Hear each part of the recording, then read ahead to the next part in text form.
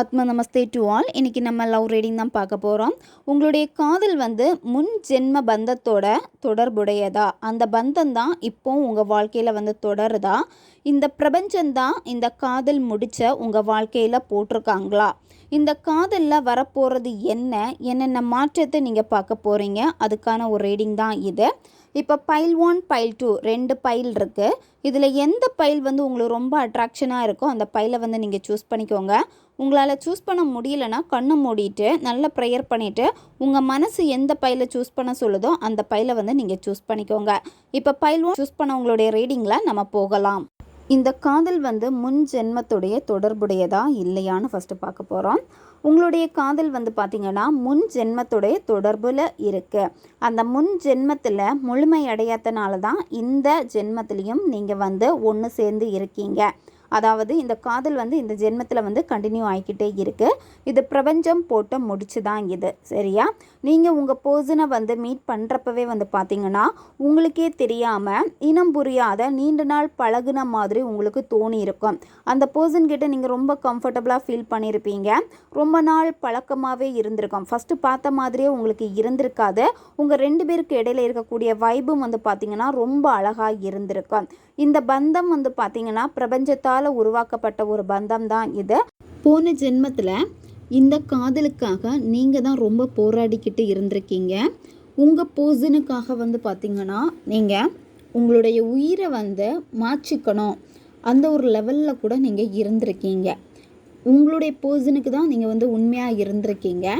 ஆனால் உங்களை பற்றி மற்றவங்க தப்பாக பேசுகிறது, உங்களுடைய லவ்வுக்குள்ளாடி பார்த்திங்கன்னா சண்டே கொண்டு வர்றது, இந்த மாதிரி தான் இருந்திருக்கு. நீங்கள் உங்கள் பர்சனுக்காக என்ன வேணும்னாலும் பண்ணலாம், நான் என்ன ரிஸ்க் வேணும்னாலும் எடுப்பேன், அந்த ஒரு முடிவில் தான் நீங்கள் இருந்திருக்கீங்க. ஏன்னா உங்கள் லைஃப் இவங்க கூட மட்டும்தான் அப்படிங்கிற ஒரு உண்மையான ஒரு தன்மையை இங்கே உங்களுக்கு காட்டுது. போன ஜென்மத்தில் உங்கள் பர்சனுக்காக நீங்கள் பயங்கரமான எஃபோர்ட் எல்லாமே போட்டிருக்கீங்க உங்கள் பர்சன் வேணும் அப்படிங்கிறதுக்காக. ஆனால் உங்கள் பர்சன் உங்களை விட்டு பிரிஞ்சதுக்கான காரணம் பார்த்திங்கன்னா ஃபேமிலிக்காக தான் உங்களை விட்டு பிரிஞ்சு போயிருக்காங்க. போன ஜென்மத்தில் பார்த்திங்கன்னா உங்கள் பர்சனுக்கு வேறு மேரேஜ் ஆகி அவங்க வேறு ஒரு ரிலேஷன்ஷிப்பில் தான் இருந்திருக்காங்க. ஆனால் நீங்கள் உங்கள் பர்சனை லவ் பண்ணிக்கிட்டே தான் இருந்திருக்கீங்க. ஆனால் இந்த ஜென்மத்தில் பார்த்திங்கன்னா சிலருக்கு அப்படியே ஆப்போசிட்டாக இருக்கும். இப்போ இந்த ரீடிங் நீங்கள் பார்த்துட்ருக்கீங்கன்னா உங்களுக்கு மேரேஜ் ஆகிருக்கும், நீங்கள் ஒரு ஃபேமிலி மெம்பராக இருப்பீங்க. ஆனால் உங்கள் பர்சன் பார்த்திங்கன்னா சிங்கிளான ஒரு பர்சனாக இருப்பாங்க. இந்த ஜென்மத்தில் அப்படியே ஆப்போசிட்டாக இருக்க உங்களால் உங்கள் ஃபேமிலியும் விட்டு கொடுக்க முடியலை, உங்கள் பர்சனையும் விட்டு கொடுக்க முடியல. அந்த மாதிரி நீங்கள் ரொம்ப திண்டாடிக்கிட்டே தான் இருக்கீங்க.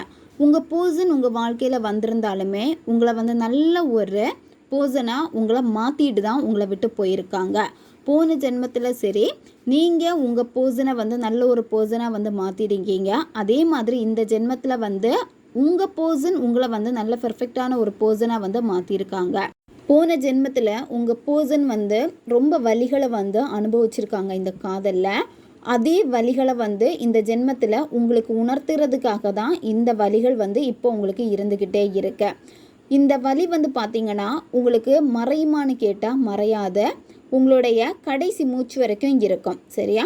ஏன்னா உங்கள் பர்சன்கிட்ட இருந்த அந்த அன்பு மற்றவங்க கிட்ட நீங்கள் வாங்கியிருக்க மாட்டீங்க, எதிர்பார்த்தும் உங்களுக்கு கிடைச்சிருக்காது. இந்த பர்சன் மனசில் ரொம்ப இடம் பிடிச்ச ஒரு பர்சனாக இருந்திருப்பாங்க. உங்களுக்கு எதுலேயுமே இப்போ இன்ட்ரெஸ்ட் இல்லை, உங்களுடைய குடும்ப வாழ்க்கையிலையும் உங்களுக்கு பெருசாக இன்ட்ரெஸ்ட் இல்லை, யார் கூட இன்ட்ரெஸ்ட் இல்லை. ஆனால் உங்கள் பர்சன் உங்களை விட்டு போயிட்டாங்களே அப்படிங்கிற அந்த ஒரு ஃபீலிங் மட்டும்தான் அதிகமாக உங்களுக்கு இருக்குது. ஏன்னா உங்கள் நபர் உங்களுக்கு பர்ஃபெக்டான ஒரு பர்சன்னு உங்களுக்கு நல்லாவே தெரியுது. இருந்தாலும் என் வாழ்க்கையில் நான் மிஸ் பண்ணிட்டேனே அப்படின்ற ஒரு குற்ற உணர்வுகளும் உங்களுக்குள்ளாடி இருந்துக்கிட்டே தான் இருக்குது. உங்கள் நபர் இப்போ மெச்சூராக பேசுவாங்க. இப்போ நீங்கள் ஏதாவது கேட்டிங்கன்னா கூட உங்களுக்கு அதிக அளவு முக்கியத்துவம் கொடுக்க மாட்டாங்க. ஆனால் உங்கள் பர்சன்கிட்ட உங்களுக்கான காதல் அவங்களுக்குள்ளாடி இருந்துக்கிட்டே தான் இருக்குது. இருந்தாலுமே அவங்க வெளிப்படுத்த மாட்டாங்க. உங்கள் நபர் உங்ககிட்ட பேசுகிறாங்க அப்படின்னா ஏதாவது தேவைகள் இருக்குது அப்படின்னா அதுக்காக மட்டும்தான் பேசுகிறாங்க. இப்போ உங்கள் வாழ்க்கையில் உங்களுக்கானது எல்லாமே உங்களுக்கு இருக்குது. இருந்தாலுமே வந்து ஏதோ ஒன்று நான் இழந்துட்டேனே அப்படிங்கிற ஒரு ஏக்கம் உங்களுக்குள்ளாடி இருந்துக்கிட்டே தான் இருக்கு. ஏன்னா நீங்கள் உண்மையான அன்பை வந்து தொலைச்சிருக்கீங்க. அது போன ஜென்மத்துடைய கண்டினியூஷன் தான் இந்த ஜென்மத்திலையும் வந்திருக்கு.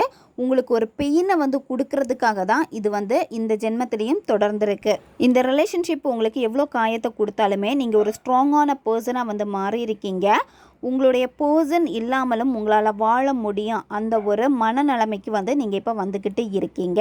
இது பிரபஞ்சம் போட்டு முடிச்சு தான் இது. வலினா என்ன, அந்த வலியிலேருந்து நீங்கள் எப்படி பக்குவப்படணும், அடுத்து உங்கள் வாழ்க்கைனா என்னன்னு தெரிஞ்சுக்கிறதுக்காக தான் இதை உங்கள் வாழ்க்கையில் இந்த நபரை வந்து சந்திக்க வச்சுருக்கு. இதுதான் பைல் 1 சூஸ் பண்ணவங்களுடைய ரீடிங். இது பைல் 2 சூஸ் பண்ணவங்களுடைய ரீடிங்கில் இப்போ போகலாம். இந்த காதல் வந்து போன ஜென்மத்துடைய தொடர்புடையதான கேட்டால் பைல் 2 சூஸ் பண்ணவங்களுக்கு வந்து பார்த்திங்கன்னா போன ஜென்மத்துடைய தொடர்பு உடையது தான் இது. ஆனால் இந்த ஜென்மத்தில் எப்படி இருக்குது அப்படின்னா, நீங்கள் சேர்றதுக்கான வாய்ப்பை வந்து இந்த பிரபஞ்சம் உங்களுக்கு கொடுக்குமான்னு கேட்டால் அது ரொம்ப ரொம்ப ரொம்ப குறைவு தான். ஏன்னா போன ஜென்மத்தில் வந்து நீங்கள் மன்றாடி, அதாவது உங்களுடைய காதலுக்காக தான் நீங்கள் வந்து சாக்ரிஃபைஸ் பண்ணியிருக்கீங்க உங்களுடைய வாழ்க்கையை. இந்த ஜென்மத்தில் வந்து ஒன்று சேர்ந்து வாழ்கிறதுக்காக வந்து நீங்கள் முறையிட்டு கடவுள்கிட்ட வந்து முறையிட்டுட்டு தான் நீங்கள் வந்து ஒரு பிறவி எடுத்து இந்த ஜென்மத்தில் நீங்கள் வந்திருக்கீங்க. ஆனால் இந்த வாய்ப்பு வந்து பார்த்திங்கன்னா உங்களுக்கு ஒரே ஒரு டைம் தான் இந்த பிரபஞ்சம் வந்து கொடுப்பாங்க, சரியா? ஆனால் அந்த வாய்ப்பை வந்து உங்களுக்கு போன ஜென்மத்திலேயே கொடுத்தும் நீங்கள் தான் அதை வந்து தவற விட்டுருக்கீங்க. உங்களுடைய காதலில் வந்து பார்த்திங்கன்னா எல்லா விஷயமும் வந்து பார்த்திங்கன்னா பக்காவாக உங்களுக்கு இருந்திருக்கு, சரியா? இருந்துமே வந்து பார்த்திங்கன்னா நீங்கள் எடுத்த சில முடிவுகள் எல்லாமே வந்து தவறான ஒரு முடிவாக இருந்திருக்கு. அதாவது போன ஜென்மத்தில் உங்களுடைய காதலுக்காக உங்களையே நீங்கள் தியாகம் பண்ணியிருக்கீங்க, அதாவது நீங்கள் இறந்துருக்கீங்க, சரியா? அந்த ஒரு இதில் வந்து இன்னொரு ஜென்மம் எனக்கு வேணும் அப்படிங்கிறதுக்காக வந்து இப்போவும் நீங்கள் வந்து பிறவி எடுத்து வந்திருக்கீங்க. இந்த பிறவியில் வந்து பார்த்திங்கன்னா ஒன்று சேர்றதுக்கான வாய்ப்பு இல்லை. ஏன்னா பிரபஞ்சம் வந்து உங்களுக்கு ஒரு வாய்ப்பு வந்து கொடுத்துருக்காங்க. அந்த ஒரு வாய்ப்பையுமே வந்து பார்த்திங்கன்னா திரும்பவும் நீங்கள் தவற விட்டுருக்கீங்க. அதனால் இன்னொரு வாய்ப்பு வந்து பிரபஞ்சம் உங்களுக்கு கொடுக்கவே கொடுக்காது. நீங்கள் இப்போ கூட உங்களுடைய ப்ரேயரில் வந்து நாங்கள் ஒன்று சேரணும், எப்படியாவது அந்த பர்சனை என் கூட சேர்த்து வைங்க அப்படின்னு தான் நீங்கள் கேட்டுக்கிட்டே இருக்கீங்க. நீங்கள் இறந்தப்பவும் இந்த பிரபஞ்சத்துக்கிட்ட, அதாவது கடவுள்கிட்ட எப்படி மன்றாடிக்கிட்டு வந்தீங்களோ அதே மாதிரி தான் இப்போவும் இந்த ஜென்மத்தில் வந்து நீங்கள் கெஞ்சிக்கிட்டே தான் இருக்கீங்க. உங்களுடைய ப்ரேயரில் எல்லாமே இருக்கும். கண்டிப்பாக எனக்கு அந்த பர்சன் வேணும், சேர்த்து வைங்க அப்படின்னு தான் நீங்கள் கேட்டுகிட்டே இருப்பீங்க. இந்த வார்த்தையை கண்டிப்பாக நீங்கள் பயன்படுத்திகிட்டு இருப்பீங்க. இருந்தாலுமே பிரபஞ்சம் வந்து பார்த்திங்கன்னா உங்களுக்கான ஒரு வாய்ப்பை வந்து கொடுக்குமான்னு கேட்டால் பிரபஞ்சம் உங்களுக்கு இன்னொரு வாய்ப்பை கொடுக்கறதுக்கும் ரெடியாகவே இல்லை. இங்கே நீங்கள் வந்து உங்கள் காதலுக்காக வந்து அதிக எஃபர்ட் போடுறீங்க இந்த ஒரு பர்சனுக்காக. ஆனால் இந்த பிரபஞ்சம் வந்து பார்த்திங்கன்னா இந்த ஒரு பர்சனை விட்டுட்டு உங்கள் வாழ்க்கையில் வந்து நீங்கள் இன்னும் நிறைய நபர்களை வந்து பார்க்க வேண்டியது இருக்குது. உங்களுடைய வாழ்க்கை வந்து ரொம்ப அழகானதாக தான் இருக்க போகுது அப்படிங்கிறத தான் உங்களுக்கு வந்து உணர்த்த போகுது.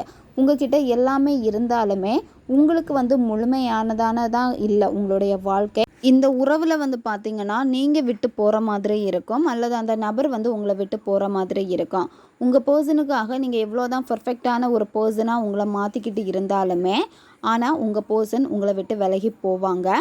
இந்த வாழ்க்கையை வந்து நீங்கள் எதுக்காக வாழ வந்திருக்கீங்க அப்படின்னா, பெயின்னா என்ன, இந்த வாழ்க்கையில் வந்து நீங்கள் அடிபட்டு தான் நிறைய விஷயங்களை வந்து கற்றுக்க வேண்டியது இருக்குது. உணர்த்துறதுக்காக இந்த பிரபஞ்சம் உங்களுக்கு இந்த பிறவியை வந்து கொடுத்துருக்காங்க. உங்கள் காதலோடு சேர்த்து வைக்கிறதுக்கானதான்னு கேட்டால் கிடையவே கிடையாது. உங்கள் வாழ்க்கையினுடைய பர்பஸ் வந்து வேற இருக்குது. அதை வந்து நீங்கள் தேடுங்க, உணருங்க. பிரபஞ்சம் உங்களுக்கு கொடுக்கக்கூடிய சப்போர்ட்டை வந்து நீங்கள் பார்க்க மாட்டேங்கிறீங்க, அதை பாருங்கள். இது ஒரு ஜென்ரல் ரீடிங் மட்டும்தான். உங்களுக்கு எது ரெசனேட் ஆகுதோ அதை மட்டும் எடுத்துக்கோங்க, மற்றதை விட்டுருங்க. உங்களுக்கு பர்சனல் டேரோ கார்டு ரீடிங் தேவைப்படுச்சுன்னா நீங்கள் என்னை இன்ஸ்டா அல்லது மெயிலில் காண்டாக்ட் பண்ணுங்கள். நீங்கள் என்ன பைல் சூஸ் பண்ணீங்க அப்படின்னு மறக்காமல் கமெண்ட் பண்ணுங்கள். அடுத்த ஒரு வீடியோ பதிவில் சந்திக்கலாம். நன்றி.